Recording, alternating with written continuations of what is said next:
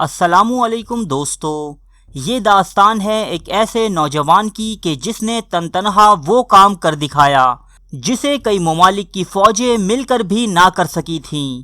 یہ کہانی شروع ہوتی ہے 1907 عیسوی سے۔ آکسفورڈ جیسس اسکول میں پڑھنے والا ایک طالب علم تھامس لارنس، یہ لڑکا باقی اسٹوڈنٹس سے کافی الگ تھا۔ جہاں باقی لڑکوں کو کھیل کود اور اپنی ہم عمر لڑکیوں میں دلچسپی ہوتی، وہاں اسے دلچسپی تھی تاریخ کی ضخیم کتابوں سے۔ یہ اکثر تاریخی کتابیں، بالخصوص وہ کتابیں کہ جن میں صلیبی جنگوں کا تذکرہ ہو، بہت شوق سے پڑھا کرتا۔ یہ صلیبی لشکروں کے عروج و زوال، ان کی غلطیوں اور ناکامیوں پر غور و فکر کرتا اور خود کو ان کی جگہ محسوس کرتا۔ تھامس لارنس کا یہ جنون اس حد تک بڑھ گیا کہ اس نے ان راستوں پر سفر کی ٹھانی کہ جن سے کئی صدیاں قبل صلیبی افواج گزر کر مسلمانوں پر حملہ آور ہوئی تھیں۔ سو وہ مسلمان ممالک کے دوروں پر نکلا۔ یہاں لارنس نے ان قلعوں کی سیر کی جو صلیبی افواج نے تعمیر کیے تھے، اور دوسری تاریخی نوعیت کی عمارات میں بھی مصروف تحقیق رہا۔ اس کی دلچسپی دیکھتے ہوئے اسے برطانوی محکمہ آثار قدیمہ میں ملازمت مل گئی۔ لارنس میں ایک خوبی یہ تھی کہ وہ مقامی زبانیں بڑی آسانی سے سیکھ لیا کرتا اور یہاں کے لوگوں میں ایسے گھل مل جاتا کہ جیسے انہی کا حصہ ہو۔ اسی دوران جنگ عظیم اول کی ابتدا ہو چکی تھی، جس میں ایک طرف برطانیہ، فرانس اور روس جیسی طاقتیں تھیں تو دوسری طرف آسٹریا، جرمنی اور سلطنت عثمانیہ۔ چونکہ لارنس عرب علاقوں سے بخوبی واقف تھا، اس لیے جنگی نقشے بنانے کے کام میں اس کی خدمات حاصل کی گئیں۔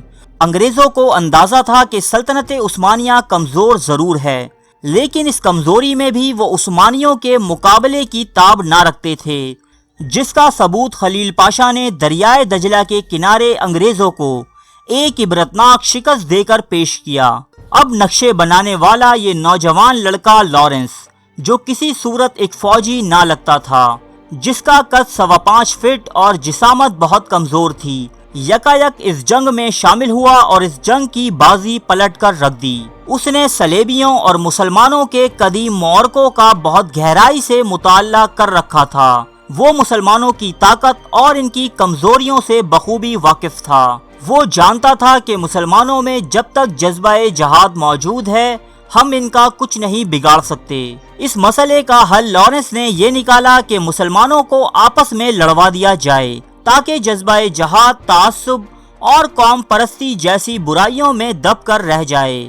ملک عرب پچھلے 500 سالوں سے ترکوں کے زیر نگی تھا کہ جب سلطان سلیم اول نے اسے فتح کر کے سلطنت عثمانیہ کا حصہ بنایا تھا۔ لارنس کی حکمت عملی یہ تھی کہ عربوں کو ترکوں کے خلاف کر کے سلطنت عثمانیہ کو مشرق میں ہی دبوچ لیا جائے اور اسے یورپ کے معاملات میں در اندازی کا موقع ہی نہ مل سکے۔ چنانچہ وہ برطانوی حکومت کا آشیرواد لے کر جدہ پہنچا اور یہاں آ کر شریف مکہ حسین بن علی سے ملاقات کی۔ شریف مکہ حسین اور اس کے بیٹے فیصل کو لارنس کی طرف سے نہایت سنہرے خواب دکھائے گئے اور ان سے وعدہ کیا گیا کہ ترکوں کے خلاف بغاوت کی کامیابی کے بعد تمام سرزمین عرب پر ایک سلطنت قائم کی جائے گی، جس میں عراق و شام کے علاوہ فلسطین و اسرائیل کے علاقے بھی شامل ہوں گے۔ اس سلطنت کی خلافت و بادشاہت شریف مکہ حسین کو دی جائے گی۔ یہاں لارنس نے اس جنگ میں درکار سامان حرب اور وسائل کی ایک رپورٹ بنا کر برطانوی جنرل ایلن بائی کے سامنے پیش کر دی۔ برطانوی افسران کو یہ حکمت عملی بے حد پسند آئی اور انہوں نے عربوں کی امداد کرتے ہوئے بہترین اسلحہ اور بے تحاشا وسائل لارنس کے حوالے کر دیے۔ لارنس عرب قبائل کو متحد کرنے کی خاطر خوب دولت نچھاور کرتا۔ جہاں دولت سے بات نہ بنتی، وہاں اس کے ساتھ حسین و جمیل جاسوس عورتیں بھی ہوتیں، جن کا استعمال یہ اپنے مقابل کو راغب کرنے کی خاطر بخوبی کیا کرتا۔ لیکن زیادہ تر عرب صرف اپنی آزادی کے نام پر اس بغاوت میں شریک ہوئے۔ اب لارنس نے عربوں کی چھوٹی چھوٹی فوجوں کی مدد سے ترکوں کی چھاؤنیوں پر حملے شروع کیے۔ اس کے علاوہ حجاز ریلوے لائن جو عرب میں ترکوں کو سپلائی پہنچانے کا واحد ذریعہ تھی، لارنس نے جگہ جگہ سے تباہ کر دی۔ سپلائی کٹ جانے کی صورت میں ترک فوج شہروں میں محصور ہو کر رہ گئی۔ عربوں میں رہتے ہوئے اس نے بالکل عربوں جیسی وضاقتہ اختیار کر لی تھی۔ یہ عربی لباس پہنا کرتا، ان کے ساتھ نمازیں پڑھتا، جبکہ اسے بہت سی قرآنی آیات بھی حفظ تھیں، جنہیں بطور حوالہ یہ اکثر جگہ استعمال کیا کرتا۔ صحرائے عرب میں ایسے دشوار گزار راستے طے کرتا کہ عرب بھی اسے دیکھ کر حیران رہ جاتے۔ نڈر ایسا تھا کہ عورت کا بھیس بدل کر ترکوں کے خیموں میں گھس جایا کرتا، جبکہ ترک اس کی تلاش میں پیسہ پانی کی طرح خرچ کر رہے تھے۔ چھوٹی موٹی کامیابیاں سمیٹتے اب لارنس نے عقبہ نامی چھاؤنی پر قبضے کی پلاننگ کی، جو دفاعی نقطۂ نظر سے بہت اہمیت کی حامل تھی، اسی لیے ناقابل تسخیر بھی۔ لیکن لارنس اس پر سامنے سے حملہ آور ہونے کے بجائے اپنی چھوٹی سی فوج کے ہمراہ ایک پرخطر صحرا کا سفر کرتا ہوا پیچھے سے حملہ آور ہوا، اور بڑی جد و جہد کے بعد عقبہ فتح کر لیا گیا۔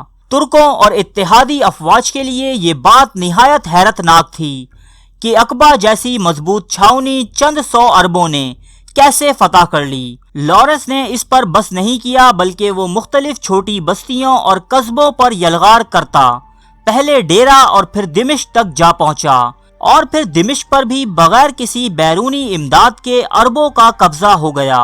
جرمنی اور سلطنت عثمانیہ کی شکست پر اس جنگ عظیم کا اختتام ہوا۔ اس جنگ میں پوری برطانوی فوج نے سلطنت عثمانیہ کو اتنا نقصان نہ پہنچایا تھا کہ جتنا صرف اس 5 فٹ 4 انچ کے انگریز لارنس نے پہنچایا۔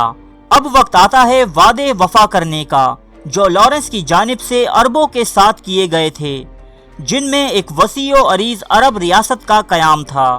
لیکن سلطنت عثمانیہ کے بہترین حصوں کو پہلے ہی روس، برطانیہ اور فرانس آپس میں تقسیم کر چکے تھے، چنانچہ عربوں کو صرف ایک بے آب و گیا ریگستانی علاقے کے علاوہ کچھ نہ مل سکا۔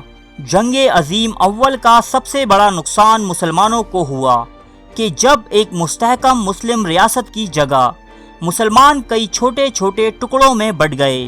لارنس یعنی لارنس آف عربیہ جنگ عظیم کے بعد ایک نامعلوم مہم کے لیے ہندوستان روانہ ہوا، جہاں اس نے کئی دن کراچی میں بھی گزارے۔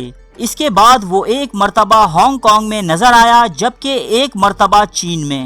ملازمت سے فارغ ہونے کے بعد اس نے اپنی آپ بیتی پر مشتمل ایک کتاب دانش کے 7 ستون تحریر کی۔ وہ تیز رفتار موٹر سائیکل چلانے کا شوقین تھا، اور مئی 1935 میں یہی شوق اس کی جان لے گیا۔ دوستو، 650 سال سے قائم سلطنت عثمانیہ، جس نے کئی عروج و زوال دیکھے، کئی بڑی بڑی فوجیں آئیں اور اس سے ٹکرائیں، لیکن مسلمانوں کی یہ عظیم سلطنت اپنی جگہ بدستور قائم و دائم رہی۔ اسے شکست دی تو اپنے ہی اندر اٹھنے والی بغاوت نے، کہ جس کی سربراہی ایک ایسا شخص کر رہا تھا جو بظاہر تو عربوں کا ہمدرد و ہم نوا تھا، لیکن اندرونی طور پر ایک صلیبی مجاہد، کہ جو اپنے آباء و اجداد کے لشکروں کی ہزیمت کا بدلہ چکانے یہاں آیا تھا، اور افسوس صد افسوس کہ وہ کامیاب بھی ہوا۔ ارے فرینڈز، 1 منٹ، آپ ایسے ہی جا رہے ہیں؟ اتنی محنت سے ویڈیو بنائی ہے، ایک لائک تو بنتا ہے نا؟ اور دوسرا یہ کہ آپ ہمیں اتنی بڑی دنیا میں دوبارہ کیسے ڈھونڈیں گے؟ تو اس کا حل یہ ہے کہ آپ ہمارے چینل کو سبسکرائب کر لیجئے اور اس بیل کے آئیکن کو کلک کر دیجئے۔ اس طرح ہمارے آنے والی تمام ویڈیوز آپ تک پہنچتی رہیں گی۔ ارے ڈریے مت، یہ بالکل فری ہے۔